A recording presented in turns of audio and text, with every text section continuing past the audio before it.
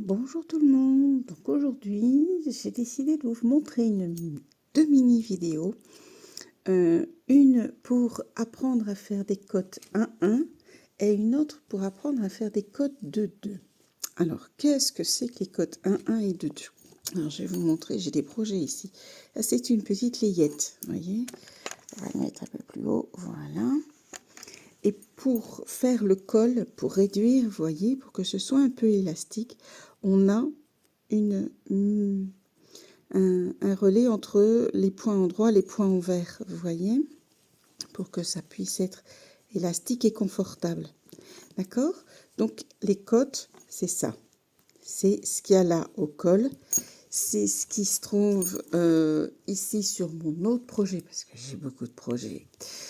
Ici, adulte, les manches, voilà, vous voyez, c'est élastique du coup. Ça permet d'obtenir un certain confort. Et au niveau du design des manches et des cols, ça permet, les cotes font que le projet se rétrécit. Donc, on va commencer par la cote 1-1, puisque c'est le titre de notre vidéo aujourd'hui. Donc, j'ai pris de la laine, peu importe, hein, vous prenez la laine avec laquelle vous devez travailler. Vous ne faites pas votre échantillon avec les cotes 1-1 parce que sinon vous allez avoir un travail tout petit. Donc on ne fait pas l'échantillon avec des cotes 1-1. Donc on va monter quelques mailles pour dire de... Attendez.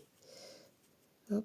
Donc pour rappel, pour monter les mailles, il y a deux méthodes. Moi, celle que vraiment j'avais au départ et que j'ai un peu abandonnée, c'est celle où on prend le bout on essaie de mesurer comme on peut le bord du fil, on croise, on prend le point ici derrière et on va passer, ça va pas être clair du tout, voilà. Là, je recommence. Je croise mon fil. Mais si l'autre vient s'en mêler. Là, j'ai mon fil de pelote, hein, d'accord?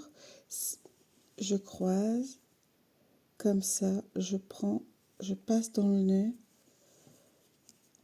je fais une boucle, je passe ma boucle et je tire.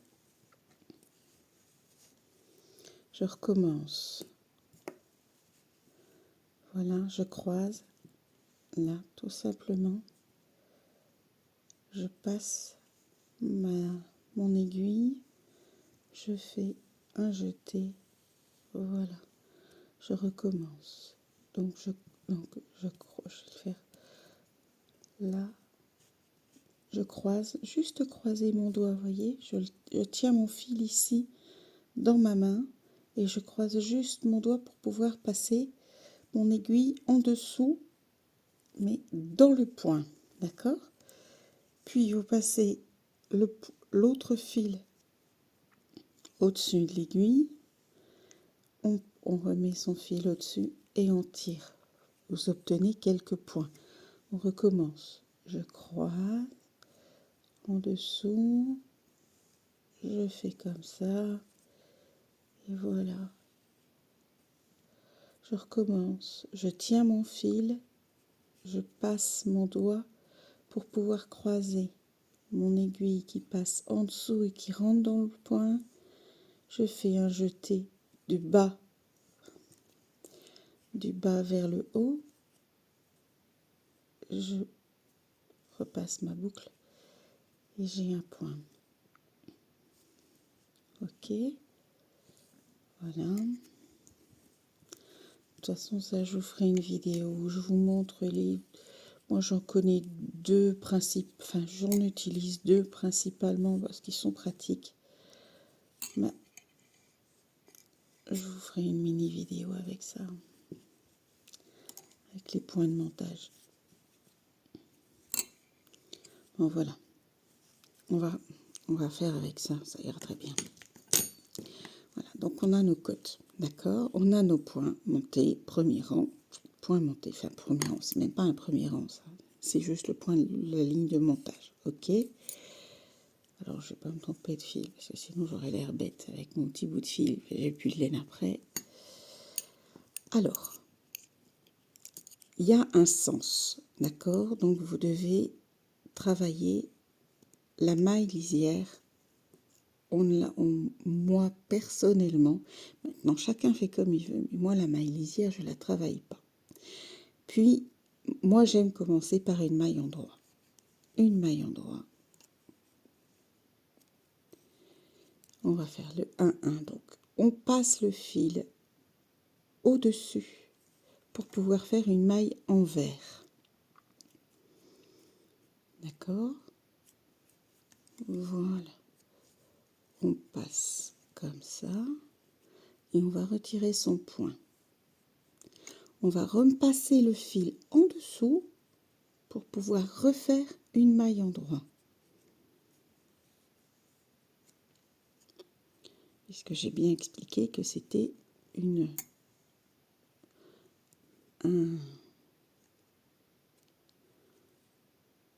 alternance maille endroit, maille envers. Donc je fais ma boucle, j'enlève mon point, maille endroit.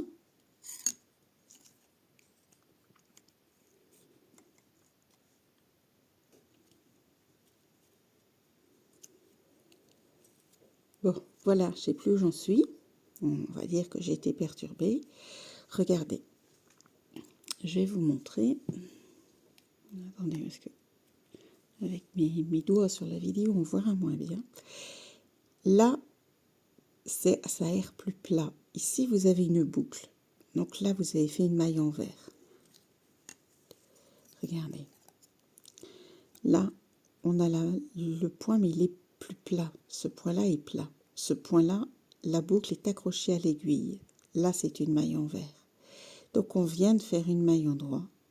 On va refaire une maille envers. Donc, la maille envers, je passe mon fil au-dessus de l'aiguille. Je rentre dans mon point, par au-dessus. Je fais un jeté de droite à gauche. J'enlève mon point et j'ai ma maille envers qui va faire, vous voyez, de nouveau, elle fait une boucle. Une maille endroit. Voilà. Une maille envers. Donc, de nouveau, je repasse mon fil au-dessus. Je pique mon point et je l'enlève. Je remets mon fil sous l'aiguille, sous le travail. Je pique et je passe comme ça. Alors, l'idéal, alors, vous savez le travailler en rond, vous savez le travailler plat. Et quand vous le travaillez plat, si c'est pour faire une jonction de pull ou une manche, faites bien attention d'avoir des comptes impairs. Parce que ici, moi, je termine en maille endroit, d'accord? Mais il faut que le point qui va suivre, si c'est une manche par exemple, l'autre côté de la manche, ou l'autre côté, ça c'est le devant, vous faites le dos, il va falloir que ça soit l'inverse, que vous ayez ici le point suivant qui va arriver là, soit une maille envers. Sinon vous allez avoir deux mailles endroits côte à côte. Voilà. Dans l'autre sens, ça c'est le premier rang. Dans l'autre sens, on va prendre, et c'est souvent ce qui est indiqué dans les livres, etc. On va faire les mailles comme elles se présentent. Donc moi, la première maille, comme d'hab, je ne la tricote pas pour avoir une lisière plus droite. Et ici, on voit bien que on a un point à l'endroit. OK? Puisqu'ici, on a une boule, là, on a un point à l'endroit. Donc, à l'endroit. Sous le travail, je passe comme ça, Voilà. Ici, on a une maille envers. Donc, on va la faire à l'envers. Donc, je monte mon fil au-dessus du travail. Je pique.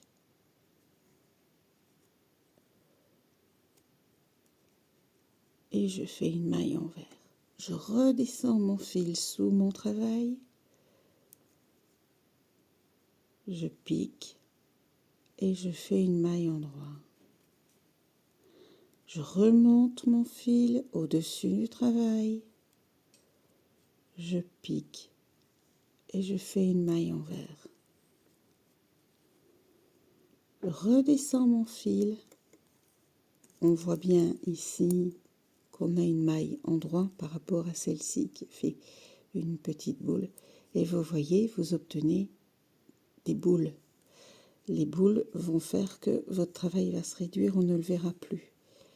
Là, et je fais une maille envers. C'est les points envers qui vont s'effacer par rapport aux points à l'endroit.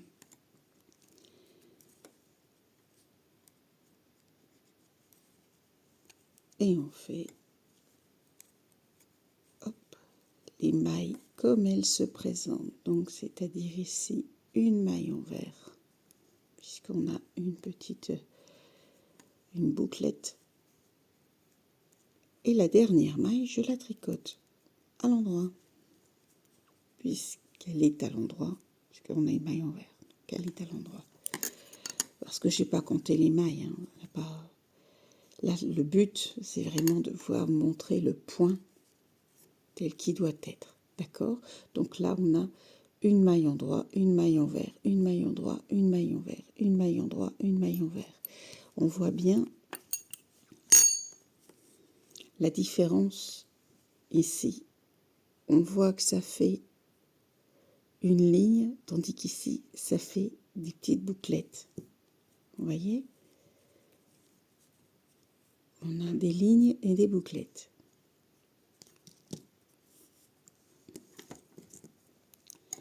On va refaire un rang.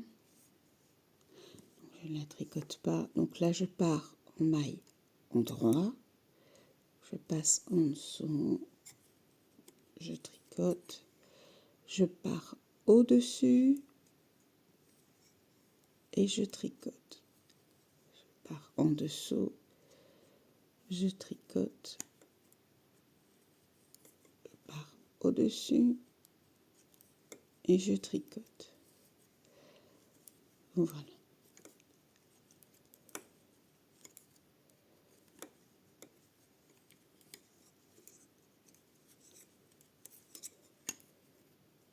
Maille envers, maille en droit, maille envers.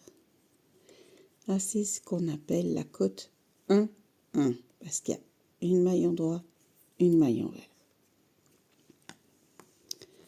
Voilà.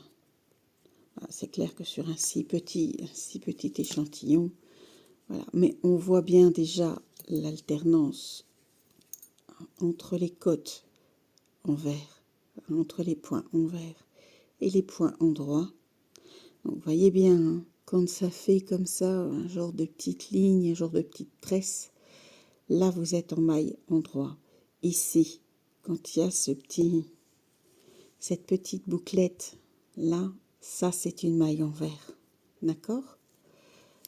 J'espère avoir été assez claire et avoir bien pu vous montrer la différence entre une maille en droit et une maille envers dans votre tricot et au niveau de vos cotes pour que vous puissiez bien repérer, parce que c'est important de ne pas se tromper, sinon vous n'allez pas avoir un travail de cote, vous allez avoir un travail ou un point de blé ou un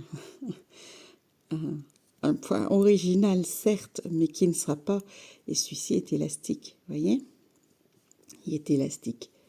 Donc voilà, et en fait, ça permet, comme je vous disais, de pouvoir faire des petites layettes comme celle-ci, qui, pour les bébés, au niveau des cols, au niveau bon, celle-ci n'est pas terminée, comme vous voyez, j'ai pas encore rentré les fils ni rien, mais de pouvoir être confortable et que ça ne serre pas. C'est vraiment extensible. Hein. On peut vraiment extensible. Et puis là, les diminutions on diminue toujours dans les côtes ici à l'intérieur. Voyez? Là, on finit en côte 1-1. Donc, j'ai bien mes mailles en droit et mes mailles en vert qui laissent la place en fait. Et on ne voit presque plus que les mailles en droit. Toutes les mailles en droit. Et au milieu, dans le petit creux, en fait, c'est les points en vert. Voilà, écoutez. De toute façon, comme pour tout, il faut de l'entraînement. Donc, entraînez-vous et puis, amusez-vous bien. C'est ce qui compte.